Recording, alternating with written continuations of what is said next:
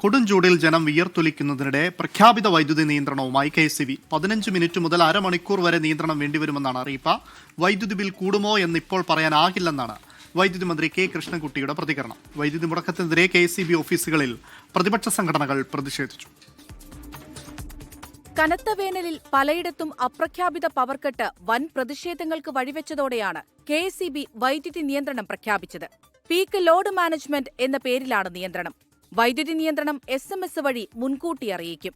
പ്രതിസന്ധി നേരിടാൻ മുന്നൊരുക്കമുണ്ടായില്ല എന്ന റെഗുലേറ്ററി കമ്മീഷന്റെ വിമർശനം പരിശോധിക്കുമെന്നും വൈദ്യുതി മന്ത്രി കെ കൃഷ്ണൻകുട്ടി.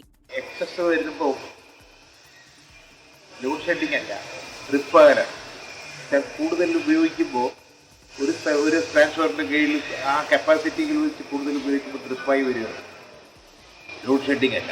ഇന്നലെ 250 മെഗാവാട്ട് കിട്ടിയതോടുകൂടി നമുക്ക് ലോഡ് ഷെഡിംഗ്. ഇക്കഴിഞ്ഞ രാത്രിയിൽ പലയിടത്തും അപ്രഖ്യാപിത പവർ കട്ടുണ്ടായി. രാത്രി ഉറങ്ങാനാകാതെ ജനങ്ങൾ വലഞ്ഞു. യാതൊരു തരത്തിലുള്ള ഇൻഫർമേഷനും തരാതെയാണ് കറണ്ട് പോയിക്കൊണ്ടിരിക്കുന്നത്. അത് നമുക്ക് വളരെയധികം ബുദ്ധിമുട്ടാണ്.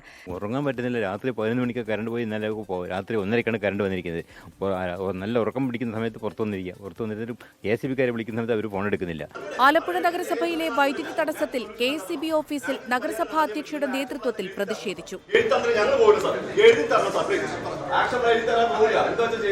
അപ്രഖ്യാപിത പവർകട്ടിൽ ചൂട്ടും വിശറിയും പായയുമായി കൊല്ലം ഓലയിൽ KCB ഓഫീസിലെത്തി യൂത്ത് കോൺഗ്രസ് പ്രതിഷേധിച്ചു.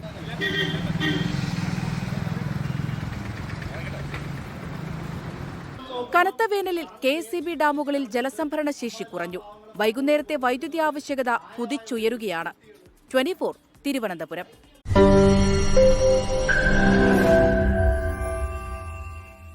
ലോകത്തെവിടെയായാലും ഏത് സമയത്തും 24 വാർത്തകളും ഓഗ്മെന്റഡ് റിയാലിറ്റി പാക്കേജുകളും എക്സ്പ്ലെയിനറുകളും വിശദമായി കാണാൻ ഞങ്ങളുടെ YouTube ചാനൽ നിങ്ങൾക്ക് സബ്സ്ക്രൈബ് ചെയ്യാം.